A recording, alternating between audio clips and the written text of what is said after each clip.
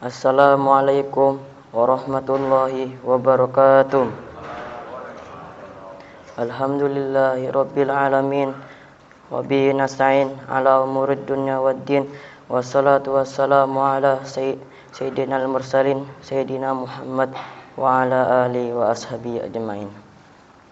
Segala puji hanya milik Allah Subhanahu wa taala, Tuhan semesta alam yang telah memberikan begitu banyak nikmat-Nya sehingga kita dapat berkumpul di masjid ini, yang sehingga bisa dapat berkumpul di masjid ini yang insyaallah diridhoi dan dirahmati oleh Allah Subhanahu wa taala. Salawat serta salam mari kita curahkan kepada baginda besar kita, yakni baginda Nabi Muhammad sallallahu alaihi wasallam, yang telah membawakan umat Islam dari zaman jahiliyah sampai zaman Islamiyah. Jemaah yang dirahmati dan diridhoi oleh Allah Subhanahu wa taala, izinkanlah kami untuk membacakan hadis dari Rasulullah sallallahu alaihi wasallam yang bertemakan hindari bersikap sum'ah, dari sahabat Jundub bin Abdullah rahimahullah. Rasulullah sallallahu alaihi wasallam bersabda, "Man sama'a sama'allahu bi, wa man yura'i yura'illahi bi." Barang siapa memperdengarkan atau menyiarkan amalannya, maka Allah akan menyiarkan aibnya, dan barang siapa beramal karena riya, maka Allah akan membuka niatnya di hadapan orang banyak pada hari kiamat. Hadis riwayat Bukhari nomor 6499. Isi kandungan hadis: summa adalah melakukan satu perkara karena ingin didengar oleh orang lain, seperti orang yang membaca Al-Quran agar didengar suaranya yang indah dan bagus, atau bahkan menegakkan amar ma'ruf nahi munkar, tetapi niatnya tidak ikhlas lillahi ta'ala.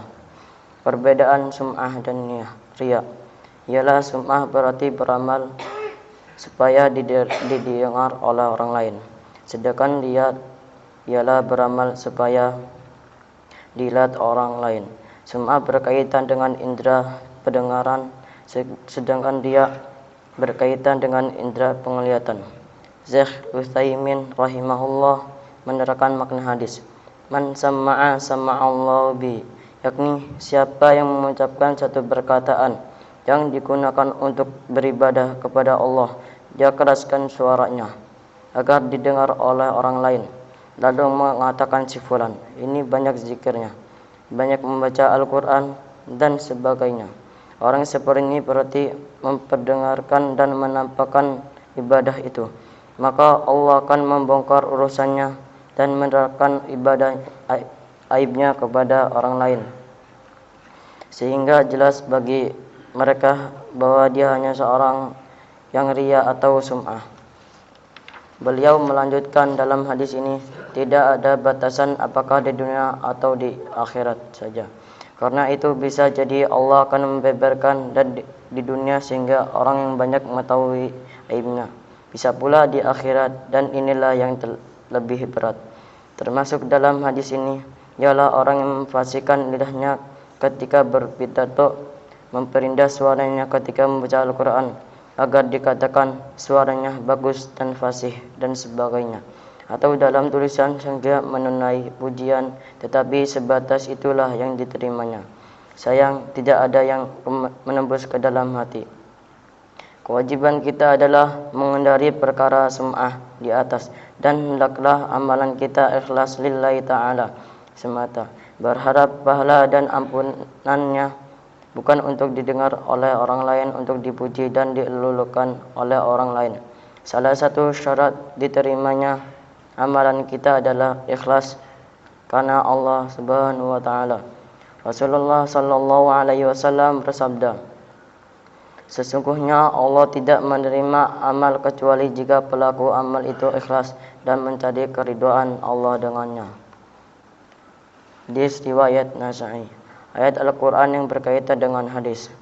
Allah Subhanahu wa taala berfirman, "Wahai orang-orang yang beriman, janganlah kamu merusak sedekahmu dengan menyebut-nyebut dan menyakiti perasaan penerima. seperti orang yang menginfakkan hartanya karena pamer kepada manusia, dan dia tidak beriman kepada Allah dan hari akhir. Quran Surat Al-Baqarah surat kedua ayat 264. Sebelum kita tutup pembacaan hadis ini, alangkah baiknya kita berdoa terlebih dahulu. Bismillahirrahmanirrahim. Alhamdulillahi rabbil alamin, hamdan wafi ni'amahu wa yukafi'u mazidah. Ya Rabbana lakal hamda syukru kama yanbaghi li jalali wajhika wa adimi sultanik. Allahumma salli wa sallim ala Sayyidina Muhammad wa ala ali Sayyidina Muhammad. Ya Allah yang maha besar, yang maha kuasa, kami mohon kepada Engkau ya Allah untuk para musyrif, pemberi wakaf, orang tua asuh, donatur, pembina, dan pengurus yayasan pengurus Pompes Bapak Ibu Jamaah Salat Subuh Masjid Darul Abar, dan umat muslim dan muslimah. Diampuni dosa-dosanya, dosa besar, dosa kecil, disengaja ataupun tidak disengaja. Diberi hidayah agar dapat melaksanakan semua perintah-Mu dan meninggalkan semua larangan-Mu. Diberi kesehatan agar bisa istiqomah dan melaksanakan ibadah baik yang wajib maupun yang sunnah. Diberi rezeki yang luas dan berkah agar mau berbagi kepada anak yatim dan duafa dan perjuangan Islam. Diberi kemampuan bisa bersabar jika menerima musibah dan pandai mensyukuri kenikmatan. Diberi keturunan yang qurrata a'yun, keturunan yang soleh dan solehah. Rabbana atina fid dunya hasanah wa fil akhirati hasanah wa qina adzabannar. Subhana rabbika rabbil izzati amma yasifun wa salamun ala mursalin walhamdulillahi rabbil alamin. Sekian dari saya. Wassalamualaikum warahmatullahi wabarakatuh.